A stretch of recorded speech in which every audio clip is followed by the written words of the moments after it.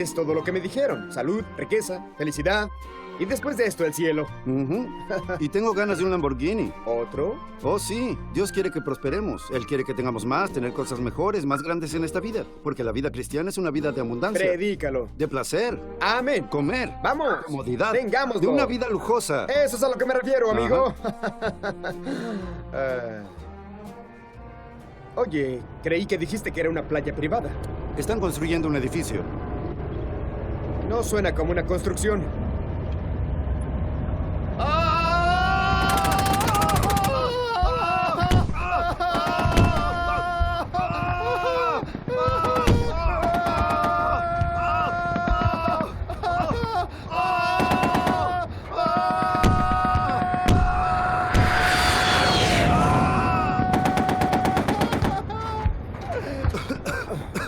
¿Vida lujosa? No lo es. La Biblia dice que hemos de combatir, buscar y salvar lo que perdimos. Dios le ofrece vida eterna a la humanidad. Y el mundo no le cree. Si te enlistas en el ejército, lo primero que hacen es quitarte todas tus posesiones. Te cortan el cabello, te quitan tu celular. No quieren que te distraigas por cosas no esenciales de este mundo. Te quieren quitar tu dependencia, tu comodidad y te disciplinan para que cuando te digan que hagas caso, lo hagas. La iglesia es un ejército que debería estar entrenando a sus soldados, pero ¿sabes qué? No lo está haciendo. La Biblia está sin vergüenza, llena de advertencias de guerra. Es Dios quien enseña a mis manos la guerra, a soportar la dureza como un buen soldado de Jesucristo. Luchar la buena lucha de fe y nuestra batalla es por las almas de hombres y mujeres para liberarlos de las manos del enemigo. Y sabemos que esta batalla no es contra la carne y sangre, sino contra principados y huestes espirituales de maldad en regiones celestes. Y nuestras armas no son carnales, sino poderes a través de Dios para destruir fortalezas. Son las armas de la fe, la palabra y la oración.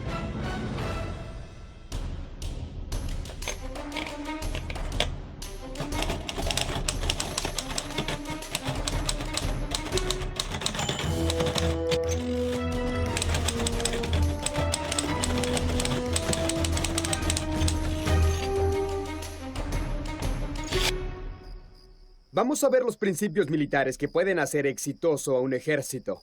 Primero, debemos conocer nuestro objetivo. Dios nos dice en su palabra qué hacer y a dónde ir.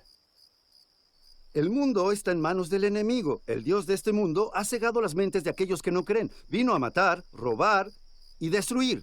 Así que nuestra meta es penetrar las trincheras del enemigo con la palabra de Dios, para predicar su palabra a toda criatura. La Biblia dice que el Hijo del Hombre ha venido a buscar y a salvar aquello que se ha perdido. Y si somos seguidores de Jesucristo, debemos seguir sus pasos para salvar aquello que se ha perdido, buscando salvar a la gente del infierno eterno y nunca perder de vista ese objetivo.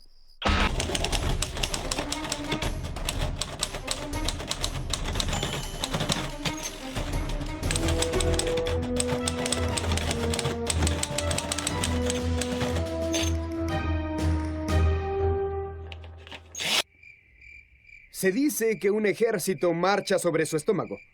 Come bien, tiene que estar fuerte y saludable. Cada soldado necesita estar lleno de energía para que pueda cumplir su tarea asignada. Su vida y la vida de aquellos que lo rodean puede depender de eso. Salmo 1 dice que medites la ley de Dios día y noche y prosperarás. La palabra hebrea para prosperar significa madurez. Las cosas que queremos prosperar deberían ser nuestros esfuerzos evangelísticos. Entonces, ¿lees la ley de Dios todos los días sin falta? Me dirás, la leo cada 2 días. ¿Por qué pasas 180 días del año sin alimentarte de su palabra? Me dirás, bueno, me salto uno que otro día, estoy ocupado. ¿O acaso haces eso con tu estómago? ¿Acaso dices, me siento muy débil? Oh, es cierto, no he comido en 3 días. Oh, no, ¿acaso tu estómago está antes que tu Biblia?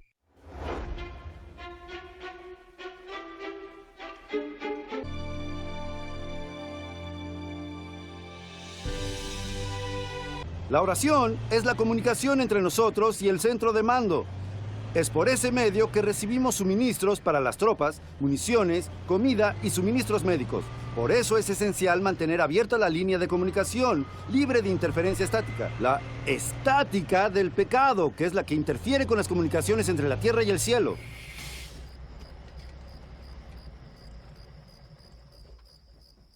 Orar es nuestra línea vital hacia Dios. ¿No es cierto que el pecado destruye cualquier confianza en la oración?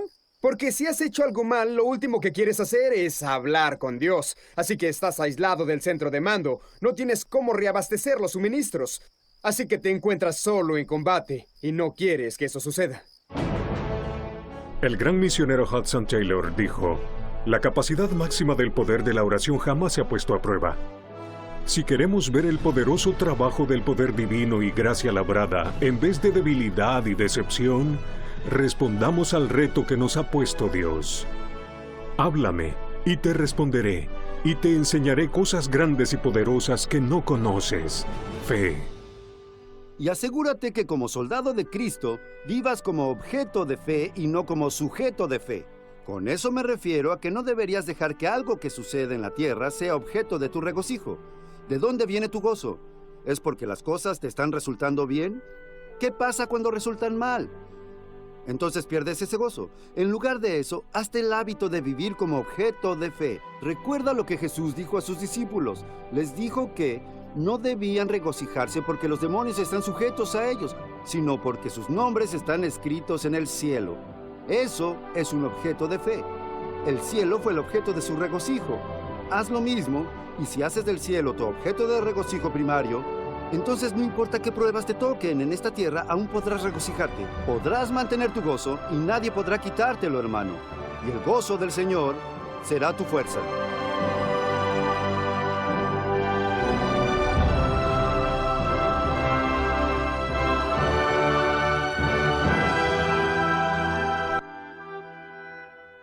Entonces estamos viendo 3 principios para el éxito de un ejército. Primero, debemos conocer nuestro objetivo. Segundo, hemos visto que alimentarnos de la palabra, el poder de la oración y la importancia de una fe objetiva son nuestras armas. Ahora veremos el tercer principio.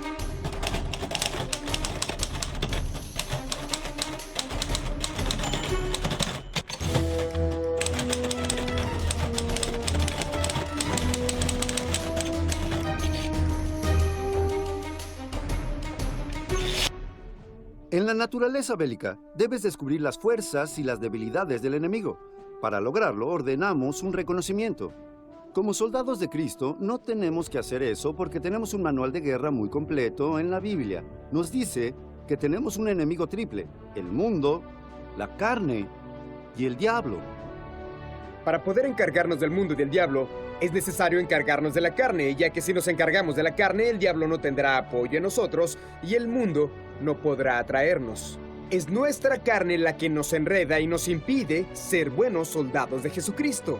Es nuestra carne que como un cobarde se encoge del temor y quiere huir del combate. Ninguno que milita se enreda en los negocios de la vida, a fin de complacer a aquel que lo tomó por soldado. ¿Cómo vamos a conquistar esa naturaleza cobarde y pecadora? La clave está en el manual de guerra. Mas lejos esté de mí gloriarme, salvo en la cruz de nuestro Señor Jesucristo, por el cual el mundo me es crucificado a mí, y yo al mundo. Cristo en la cruz es la clave para superar a aquel cobarde en nosotros, ese Judas de naturaleza pecaminosa, aquel traidor de todo lo que es justo y bueno. En una ocasión, un padre e hijo fueron a acampar. Cuando llegaron al sitio, el padre levantó la casa de campaña y dijo: «Hijo, ¿ves ese río? Está lleno de cocodrilos. Si quieres pescar, hazlo desde el muelle». El hijo, de mala gana, aceptó quedarse en el muelle. Después de 3 días, comenzó a pensar sobre la emoción de pescar entre cocodrilos en la seguridad del bote. Así que eso fue lo que hizo. Obtuvo un bote y, en una sensación bravucona, partió hacia el río. Llevaba poco tiempo pescando cuando un cocodrilo se acercó al pequeño bote y lo golpeó con su cola.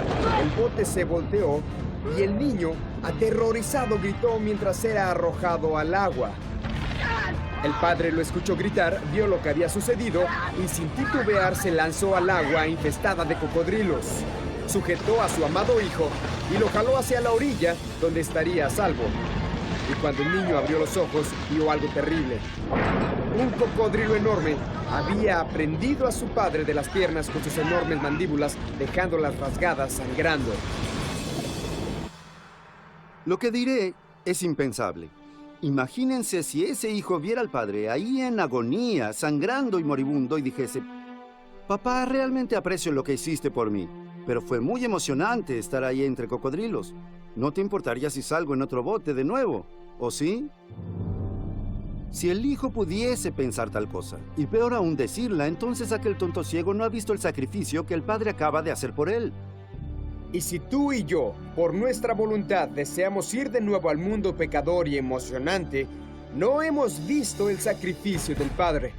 Si ese hijo ha visto lo que su padre acaba de hacer por él, un sentimiento de horror lo consumirá por el costo que su padre pagó para salvarlo, y despreciará cada gota de agua que aún gotea de su piel. Y el cristiano ha visto que Dios, en la persona de Jesucristo, sin titubear se lanzó a las mismas mandíbulas del infierno para salvarlo de la locura del pecado. Un sentimiento de horror lo consume al ver lo que el Padre pagó para salvarlo. No sentirá nada más que desprecio por esos deseos pecadores en su carne. Después de ver el sacrificio del Padre, ¿cómo podríamos tú y yo volver alguna vez a los placeres emocionantes del pecado? Para hacer eso, tendríamos que despreciar el sacrificio del Padre y pisar la sangre de Jesucristo. No. En la luz de este sacrificio, voluntariamente me crucificaré a mí mismo para el mundo, y el mundo lo hará para mí. Si queremos llegarle a todo el mundo con Jesucristo, no debemos olvidar estos principios. Esto no es un juego, no es un ensayo con vestuario. Estamos hablando de rescatar personas del infierno eterno. Somos soldados de Cristo. Esta es una batalla por las almas de hombres y mujeres. Nuestro objetivo, queremos que el mundo sea salvado. Y para que eso suceda, deben rendirse ante Jesucristo. Esa es nuestra misión y no debemos olvidarla jamás. Aliméntate a diario con la palabra de Dios. Ora sin cesar. Esa es tu línea vital con Dios. Y ten una fe objetiva que nadie podrá quitarte al mantener tu vista al cielo.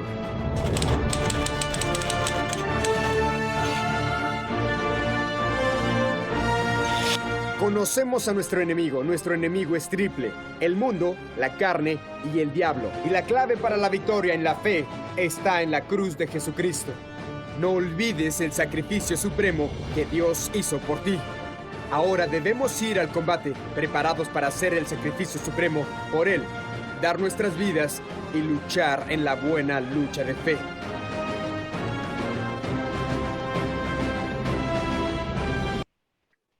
Les tendría que haber avisado así traíamos pochoclo, pero bueno, se me iban a distraer con los pochoclos. Pero me pareció un excelente video introductorio, un resumen de lo que vamos a leer en esta noche. Como decíamos antes, estamos cerrando la epístola a los Efesios, así que vamos a Efesios capítulo 6, donde habla justamente de esto, de la armadura de Dios, de la lucha espiritual. Capítulo 6 de Efesios, versículo 10, y vamos a dar lectura.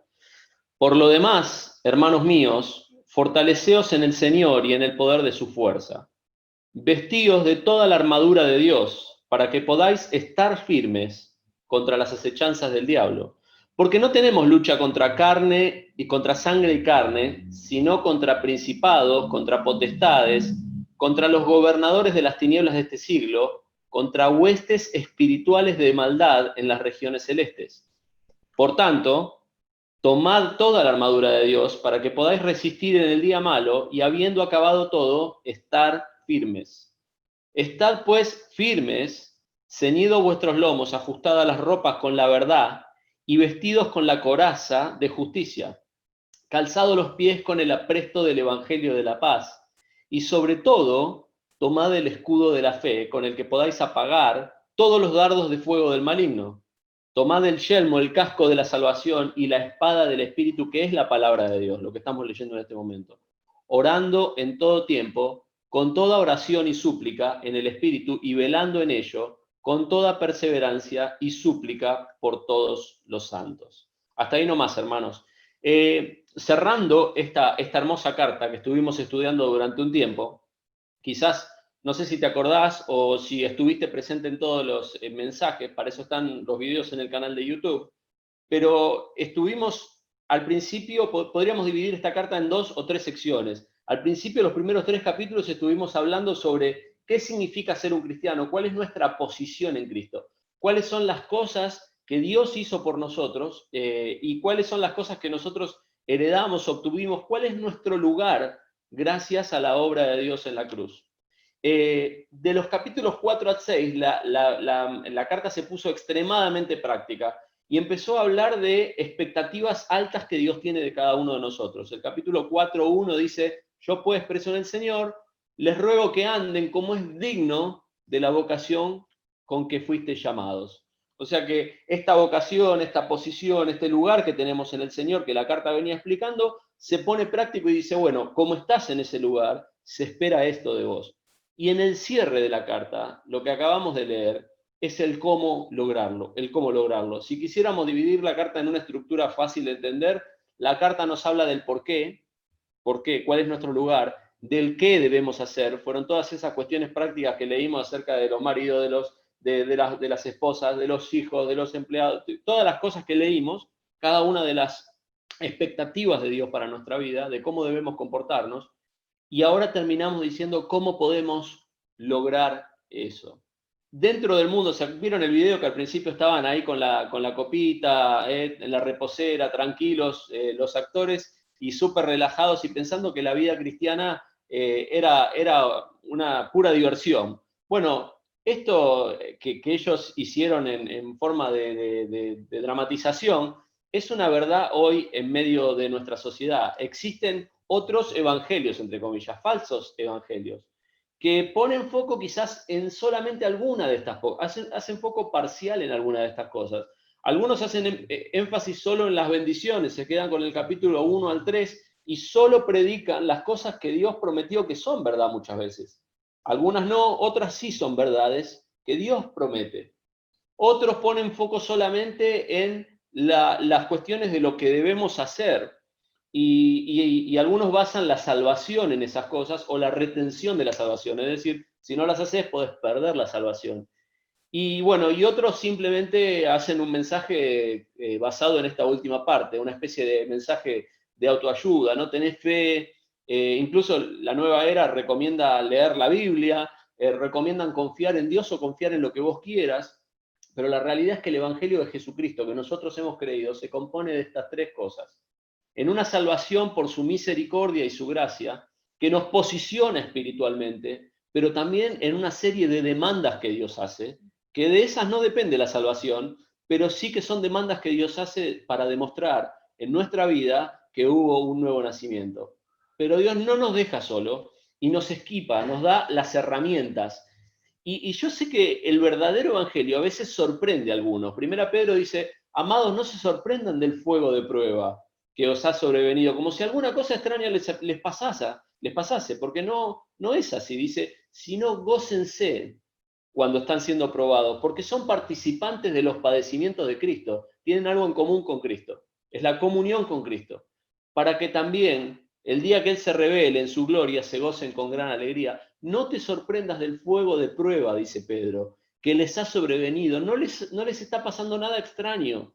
Si queremos llamarnos cristianos, pequeños cristos, vamos a transitar el camino que Cristo transitó, y es un camino de luchas, es un camino de luchas.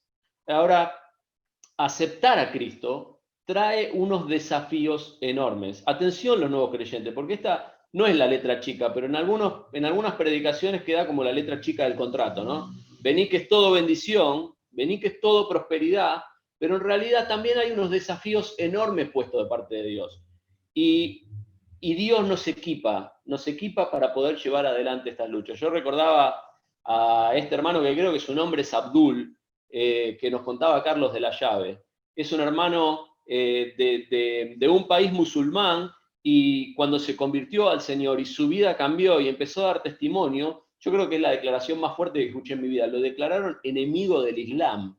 Que te declaren enemigo del Islam, no sé, es algo fuertísimo. Él tuvo que salir a escondidas de su país porque lo querían asesinar y pudo salir vivo. Pero ¿cómo podemos entender que recién convertidos nos encontremos con semejantes pruebas? Bueno, las luchas del cristiano son parte de la vida del cristiano. Y las verdades que nosotros escuchamos, que Efesios nos estaba contando que nosotros tenemos que llevar adelante, la realidad es que son desafiantes y no son naturales en nosotros. Nacho me mostraba una foto, en un momento le cortaron la obra y tenía el terreno limpio, y mucho tiempo después le habilitaron de vuelta la obra, y cuando él fue se encontró con un montón de yuyos y ramas y un montón de cosas ahí para limpiar, y él me decía, qué linda analogía, ¿no? O qué fea analogía en realidad. Dice, los árboles frutales de frutas finas que vemos en el sur, la cereza y qué sé yo, la uva misma, requiere un montón de cuidado para que prospere. Los yuyos crecen absolutamente solos. Y así en nuestra vida. Las cosas que leímos en la carta de Efesios, que Dios nos pide que llevemos adelante, no nos son naturales. No hay en nosotros humildad, no hay mansedumbre, no hay sujeción, no hay amor. Todas estas cosas no nos son naturales a los seres humanos, son cosas espirituales. Y como decía el video, la carne nuestra, bueno, tiene esos yuyos, la rebeldía, las pasiones desordenadas, la inmundicia, la avaricia, cosas que Efesios ha nombrado. Y el mundo, el sistema del mundo, las festeja y las incita. Son cosas que el mundo festeja. ¿Y el diablo qué hace? Bueno, hace pie en nuestros deseos y usa el mundo como un iniciador de fuego en nosotros, nos tienta a través de eso. Y en este tiempo en particular, hermanos, ¿cómo estamos? Y estamos siendo desafiados, las luchas se intensifican de alguna forma. No es un tiempo fácil, ¿no?, que estamos viviendo, como sociedad, como cristianos, como iglesia, como oraba Guillermo. En este tiempo es un tiempo especial el cual estamos viviendo, y muchas de estas luchas, muchas de estas cosas se intensifican. Ahora, ¿por qué esto es importante? ¿Por qué esta lucha es importante? Porque hay un objetivo que Dios tiene para nosotros que incluyen bendiciones espirituales, que pueden o no coincidir con las bendiciones materiales. A veces asociamos, me compré un auto nuevo, qué bendición. Bueno, a veces coinciden las bendiciones materiales con las espirituales y a veces no. Hay hermanos que han muerto en pobreza. Siempre tengo en mi mente, y una imagen que no vi en ningún lado, por supuesto, pero que se me hace en la cabeza, de aquellos cristianos, ¿no?, que murieron en la arena del circo romano, y familias enteras. Y no siempre las bendiciones espirituales. Hace un tiempo, un domingo, estábamos hablando de Juan el Bautista. Juan el Bautista terminó muerto también, siendo joven. Y no hubo otro hombre como él. Pero la realidad es que las bendiciones espirituales, de que Dios diga de vos que no hubo otro hombre como él, no vienen necesariamente asociadas a las materiales. Pero Dios tiene un objetivo de bendición para nuestra vida, que no necesariamente está con las materiales. Y si queremos lograr, como dice Filipenses 3, si queremos lograr aquello por lo cual Dios nos alcanzó a nosotros, Pablo dice, quiero ver si logro tomar aquello por lo cual fui yo también tomado por Cristo Jesús. Si yo quiero lograr aquello que Dios quiere para mi vida, bueno, voy a tener luchas, en lo personal y como iglesia. Por eso, yo quiero que abras tu Biblia ahí en el capítulo 6 de Efesios, y si tenés ahí para marcar, marques el 11, el 13 y el 14, la frase que yo remarqué al leerlo. Es necesario para lograr aquello que Dios tiene para vos y para mí y para nuestra iglesia, capítulo 11, estar firmes. Capítulo 13, estar firmes. Capítulo 14, estar pues firmes. Fíjate que lo repite 3 veces en una pequeña cantidad de versículos. Porque lo natural en nosotros es que nos descarriemos como ovejas, la humanidad e incluso la cristiandad. Descarriarnos como ovejas. Y cada cual, dice la palabra de Dios en Isaías, se apartó por su camino. Y Romanos dice que todos nos desviamos y todos los seres humanos nos hicimos inútiles. No hay quien haga lo bueno, no hay ni siquiera uno. Y la propuesta de Dios es que nosotros podamos acabar nuestra carrera y estar firmes. Y yo te pregunto, ¿cómo querés terminar vos tu carrera cristiana? Quizás comenzó hace muy poco, quizás tenés muchos años de creyente. Yo quisiera saber qué es lo que se va a decir de vos el día que no estés. ¿Qué es lo que va a pasar en tu vida? ¿Cómo vas a terminar tu carrera? ¿Cuál va a ser tu impacto? Si vas a poder ser sal y luz en este mundo, si voy a poder ser sal y luz en este mundo, o si la sal no va a salar y realmente, como dice la palabra de Dios, no sirve más para nada, sino para ser pisada por los hombres. Yo tengo una sana preocupación por mi vida espiritual, por la vida de mi familia, por la vida de nuestra iglesia, por ser sal, por estas cosas que Dios tiene como objetivo en nuestra vida. Ahora, la palabra de Dios en este párrafo que leíamos dice que tenemos un enemigo poderoso. Parafraseando y resumiendo el versículo 12 para no complicarnos mucho con esos títulos descriptivos, dice que tenemos lucha contra huestes espirituales de maldad. Espíritus malignos, dice otra traducción. Yo pensaba, qué bueno que no los vemos, ¿no? Realmente, qué bueno que no los vemos. Es como los microbios. Hoy por hoy nos estamos echando alcohol en gel en las manos, pero gracias a Dios no vemos los bichitos, ¿no? Si viéramos los bichitos que andan dando vuelta, que son microscópicos, andaríamos todos asustadísimos. Si viéramos estas huestes de maldad, muchas películas de ciencia ficción toman del microscopio las formas de seres extraterrestres, porque no sé si alguna vez has visto una imagen, pero son espectaculares y a la vez dan miedo. Bueno, gracias a Dios no vemos ni los microbios, ni vemos físicamente, normalmente no vemos estas huestes espirituales, ¿no? No vemos estas cosas, pero que están, hermanos, que están ahí. Y la palabra de Dios dice que el diablo tiene acechanzas, hace una guerra contra nosotros. Estas huestes espirituales de maldad hacen una guerra contra nosotros. Y yo personalmente creo que muchas veces el diablo es mejor estratega que nosotros en esta guerra que nosotros tenemos con él. Y esta es la lucha del cristiano. Esta es la lucha del cristiano. Hay un objetivo de parte de Dios para tu vida que incluye tu bendición, y hay un objetivo del diablo que claramente, lo dice la palabra con muchísima claridad, es matar, hurtar y destruir. Primera Pedro 5:8 dice, sean sobrios y estén velando, porque su adversario, el diablo, como león rugiente, anda alrededor buscando a quien devorar. El diablo quiere que no alcancemos lo que Dios tiene para nosotros. No sé si alguna vez te ha pasado en tu vida que sentís que Dios podría haber hecho más en tu vida de lo que hizo hasta el momento. Obviamente no es Dios quien tiene la culpa, pero hemos sido vencidos por Satanás, hemos sido vencidos por nuestra propia carne. Quizás sentís eso también de nuestra iglesia, es decir, tenemos potencial para mucho más, pero muchas veces el diablo nos ataca y nos dejamos atacar y somos vencidos. Y el objetivo de Dios para nosotros, el objetivo de Dios para nuestra iglesia, el objetivo de Dios para nuestra familia, quizás no se cumple en su totalidad porque somos vencidos. Hay una lucha, hay un conflicto de intereses por nuestro bienestar espiritual, por mi vida espiritual, por mi esposa, por mi matrimonio, por mis hijas, por mi iglesia, por las almas. Y lo digo en ese orden porque es en el orden que suelo orar. Señor, dame el ser y el no el parecer, sino el ser, una vida espiritual de pie, estar en pie espiritualmente. Bendecí a mi esposa, bendecí nuestro matrimonio, bendecí nuestro hogar, bendecí nuestras hijas con tus bendiciones, bendecí a la iglesia, bendecí a las almas, danos la posibilidad de poder alcanzar a otros con el mensaje de salvación que hemos recibido. Efesios dice, de vuelta, esta es tu nueva posición en Cristo. Esto es lo que se espera de vos, que no es poco, y hay una guerra para que no puedas lograrlo, y con un enemigo más que poderoso. Pero vamos a reflotar rápidamente algunas herramientas, no todas, porque sería muy largo, pero algunas herramientas que Dios propone en este texto. Versículo 10. Fíjense, por lo demás, hermanos míos, fortaleceos en el Señor y en el poder de su fuerza. Mira, la primera herramienta que yo quiero traerte a la mente para que vos tomes nota y la recuerdes es que todo lo que la Biblia nos pide, todo lo que Dios espera de nosotros, no es en nuestras fuerzas, es en sus fuerzas. El Espíritu, dice Romanos 8:11, el Espíritu de aquel que levantó de los muertos a Jesús es el que mora en nosotros. Y el que levantó de los muertos a Cristo Jesús nos va a vivificar a nosotros también, por su Espíritu que mora en nosotros.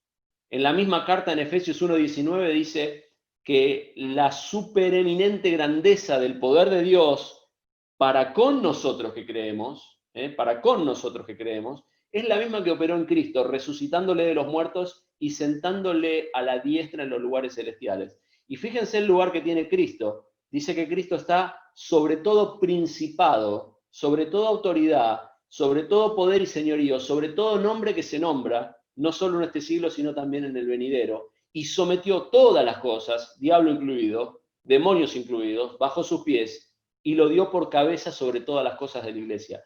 Y este Jesucristo que está sentado en ese lugar, que tiene poder sobre todas las cosas, es la misma operación que opera en nosotros. Es decir, es en el Señor, hermanos. Tenemos la posibilidad, somos libres del pecado, somos libres de la esclavitud del pecado y tenemos la posibilidad de vencer en el Señor, no en mis fuerzas, no en mí mismo, sino en su poder.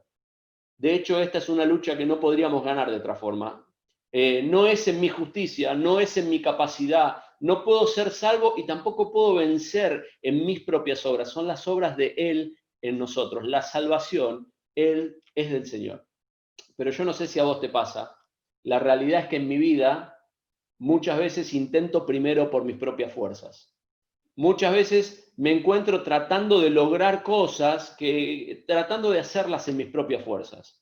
Hasta que Dios y la realidad de que no puedo me arrinconan en un lugar y me encuentro frustrado al punto tal de que no doy más. Y ahí, ¿qué hacemos, hermanos? Segunda herramienta que vamos a traer en esta noche, porque físicamente no lo podemos lograr. La segunda herramienta, saltamos al versículo 18, orando en todo tiempo, con toda oración y súplica en el Espíritu y velando.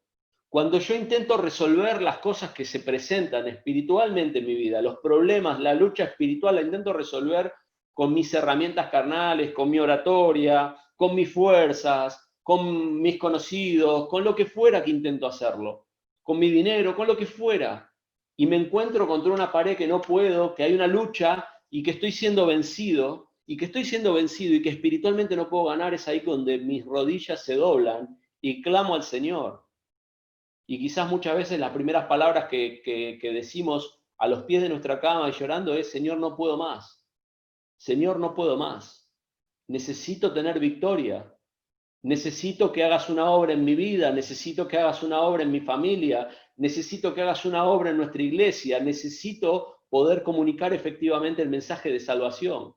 Por eso la palabra de Dios dice que la primera herramienta es que es en su poder, no en el nuestro. Y la segunda herramienta que yo quiero resaltar es que es velando y perseverando en oración, hermanos.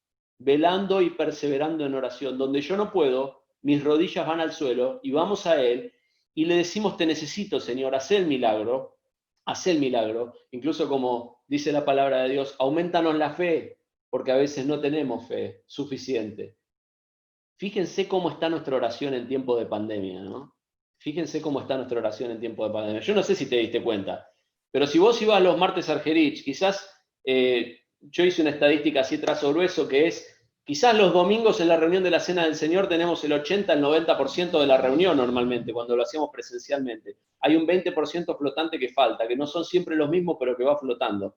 Los viernes el 50% de la reunión, de la gente, y los martes normalmente un 25%. Hoy estamos más o menos igual, martes y viernes es la misma cantidad de personas.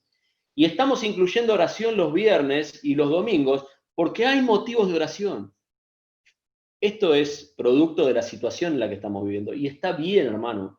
Pero a veces somos así, ¿no? Un poco hijos del rigor. Necesitamos tener estas situaciones enfrente nuestro, nuestra salud quebrada, el miedo, nuestra economía media renga, situaciones complejas que nos llevan a buscar a Dios. Quizás estés en este Zoom y antes de esta situación de la pandemia, de la enfermedad, del miedo, de la economía, no se te hubiera ocurrido aparecer por la iglesia. Pero hoy tenés la necesidad de Dios y Dios utiliza estas herramientas para llevarnos a Él. Y no está mal, no está mal, no está mal. Necesitamos ir a Él, necesitamos ir a Él. Y yo, mira, quiero ir a Él como sea. Ojalá fuera por mi propia voluntad, pero si necesito ser quebrantado para ir a Él, prefiero ir quebrantado a Él que vivir toda una vida lejos de Él, lejos de Él. ¿Qué otra herramienta nos da la palabra de Dios? Necesitamos ir con Él, a ir a Él con fe. 16 dice: sobre todo, tomen el escudo de la fe con que puedan apagar todos los dardos de fuego del maligno. Necesitamos ir a Dios con fe. El diablo es un estratega que nos pone pensamientos de desánimo en nuestra cabeza, pensamientos de duda en nuestra cabeza. A veces las palabras de otras personas son las que nos hacen dudar, los que hacen hacer tropezar nuestra fe. A veces hay situaciones que nos pasan en la vida, pueden ser situaciones incluso buenas, que nos hacen sentir que estamos obrando en nuestras propias fuerzas y que dejan de lado la fe, o pueden ser situaciones malas que hacen que nuestra fe de vuelta tropiece. Pero ¿sabes qué, hermano, amigo? Sin fe es imposible agradar a Dios. El que pida, dice la palabra de Dios, tiene que pedir con fe. Santiago dice así: el que pida, pida con fe, no dudando nada, Porque el que duda es semejante a la onda del mar, que es arrastrada por el viento de una parte a otra. Si pedís, tenés que pedir con fe. Finalmente hay otra herramienta que nombra ahí, que es el versículo 17, la espada del Espíritu, que es la palabra de Dios. ¿Sabes qué? La Biblia dice que este libro que estamos leyendo hoy, el video decía, el ejército marcha sobre su estómago, significando que la necesidad de estar bien alimentados. Este libro que estamos estudiando hoy es el libro que produce la fe. La fe es un don de Dios, pero la palabra dice que la fe viene por el oír la palabra de Dios. Y que las cosas que están escritas para nuestra edificación. Dice, las cosas que están escritas para nuestra enseñanza se escribieron, a fin de que, mirá esto lo que dice, por la paciencia y la consolación de las escrituras, tengamos esperanza. Romanos 15, 4. La palabra de Dios es clave. Repasamos las herramientas para cerrar.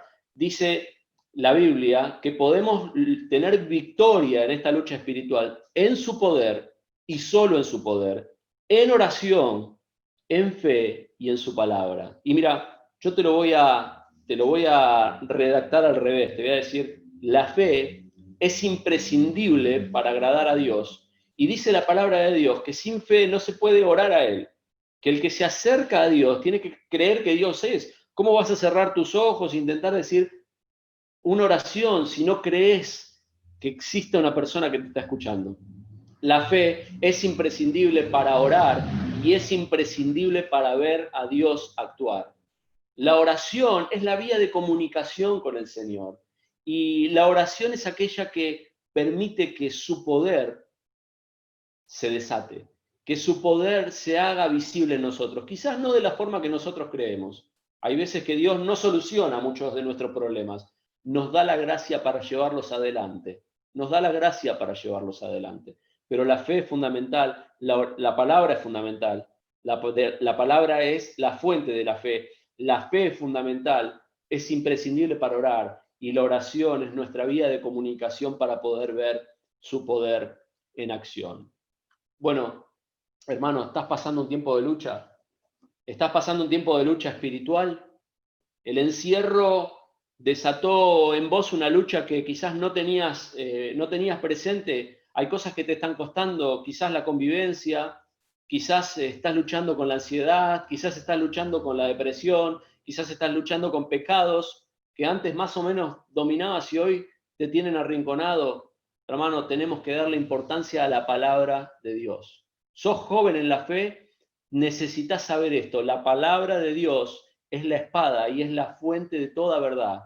Es el motor de nuestra fe y tiene que tener un espacio en tu agenda. Yo quiero ponerme práctico y decirte, si la palabra de Dios no tiene un espacio en tu día, no tiene un espacio en tu día, si el único espacio de hoy con la palabra de Dios es esta reunión, bueno, estás en una situación de desnutrición espiritual. Necesitas darle un espacio a la palabra en tu día para poder alimentar tu fe con la palabra de Dios. ¿No sabes cómo hacerlo? Consultá a quien tenga cerca. Quizás trabajá con otros para poder lograr esto. Contá con nosotros, pero necesitas darle un espacio a la palabra de Dios. Necesitas darle un espacio, necesitamos como iglesia darle un espacio en lo personal a la oración, a esta dependencia de Dios. Tiene que tener, de vuelta me pongo práctico, un espacio en tu agenda, un día especial, un horario especial, un momento donde yo cierro la puerta y estoy solo. Si no pasa en tu hogar que, no sé, la mamá le calla a los chicos y le dice, hacé silencio que papá está orando, porque está en la pieza orando. O que nunca tu hijo te interrumpió y, uy, disculpa, estabas orando. O que tu esposa o que tu hermano diga, me voy a ir a orar. Bueno, es porque no hay una vida de oración o porque vivís solo, o porque vivís en una situación de suma tranquilidad.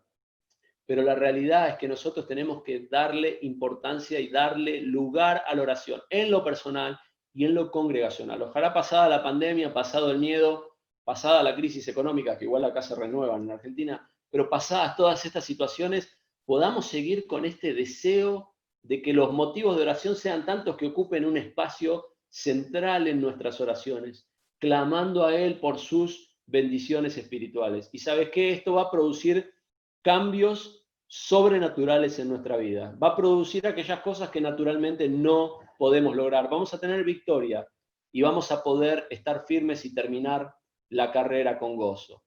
Pablo dice, de ninguna cosa hago caso, Hechos 20:24, ni estimo preciosa mi vida para mí mismo, con tal de que acabe mi carrera con gozo y el ministerio que recibí del Señor Jesús, para dar testimonio de la gracia de Dios. En 2 Timoteo 4:7, Pablo cierra y dice, he peleado la buena batalla, he acabado la carrera, he guardado la fe. ¿Estará esto, hermano, en tu lápida? ¿Se podrá decir esto de vos? ¿Se podrá decir esto de mí?